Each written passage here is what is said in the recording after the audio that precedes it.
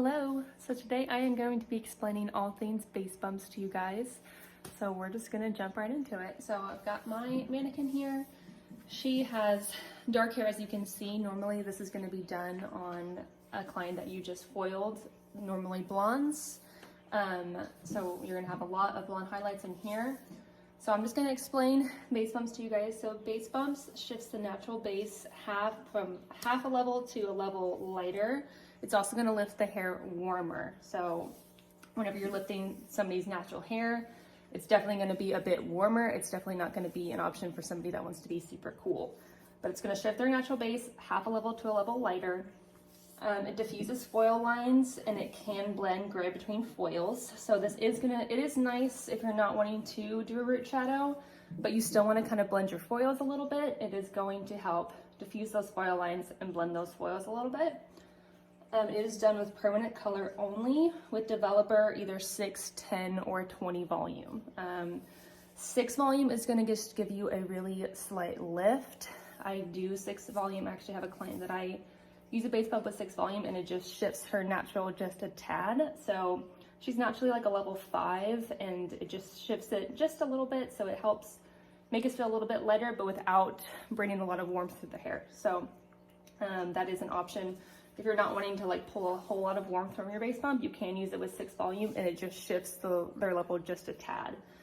And then also with 10 and 20, 10 and 20 is obviously gonna give you more lift. So it's gonna expose more of the warmer pigment in the hair. It can create a more natural grow on levels 7 and above. Definitely if somebody that level 7 and above, you're not pulling a lot of orange tones. So it's gonna be a much more natural grow out, and with their hair being lighter, if you're doing a base bump on somebody that is like a level 5 or even darker, it's gonna be a really harsh grow out because you're gonna have that line of demarcation from when their foils and base bumps grow out. This process is quickly, only like 3 to 10 minutes. You're just kind of watch it and just see how it's lifting on the scalp. You typically are gonna use a cooler formula on them. So, and like I'll use an Illumina, like 8-1 is a good formula to use. In KP, just something with like stroke 8 tones in there, that's gonna just help cancel out warmth. So I'm just gonna kind of show you guys how you would apply it. Obviously, you know, let's imagine that she has blonde hair, she's brunette. So you're just gonna go in right at the scalp. And normally we're not gonna wanna bring this down very far, and it definitely depends on how much grow they have and what you're doing. But say we just foiled her, she has like 6 weeks grow out. She doesn't have a ton of roots coming down, so we're just wanna tap. We definitely don't wanna like pull it down the hair strand at all, just because we don't need to, and that's gonna kind of mess up our highlight, especially if we're using like an 8-1 and Illumina. I don't wanna put that over my bright highlight. I'm really just wanting to focus it right at the root. So keep that in mind whenever you are doing base bumps. It's gonna be like a root tap. So we're gonna just go in and tap. Definitely with base bumps, we wanna have a really good saturation. If they're not very saturated, you're just not gonna get a whole lot of lift. So you wanna have really good saturation. I'm just gonna do a little bit of this for you guys. I'm not doing anything too crazy today.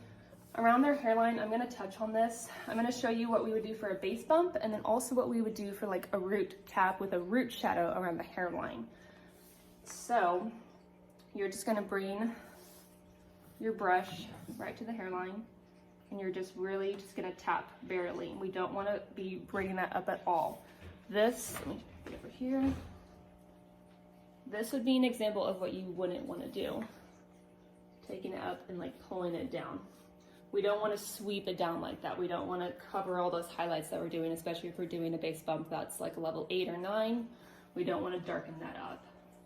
And it's also gonna really make say she had really bright highlights right here, it's gonna really like tone down those highlights and make them darker. So really be cautious when you're doing a base bump or a root tap with a root shadow around the hairline, that it's really just right at their root and we're not bringing it down.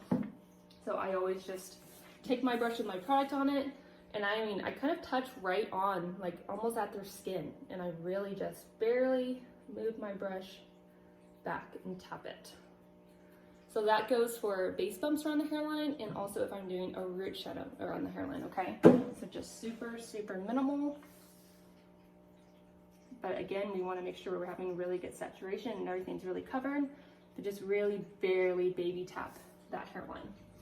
And again, depends on what you're doing, but normally our base bump throughout the whole head is going to be just a little baby tap. So just a little baby tap on the hairline.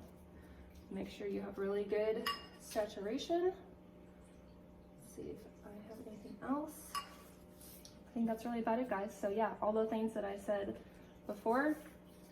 And again, this is going to process about like 3 to 10 minutes. You just kind of watch it. You can see the hair lifting at the scalp, so you just kind of watch it. I'll kind of like brush the product away just to see how it's doing. So that's also something, if you're assisting for a stylist, that they'll help you with and talk you through. But just know that you kind of watch it, see how it's doing. You can see the hair lifting to like whatever you're doing. So yeah, that is base bumps, guys.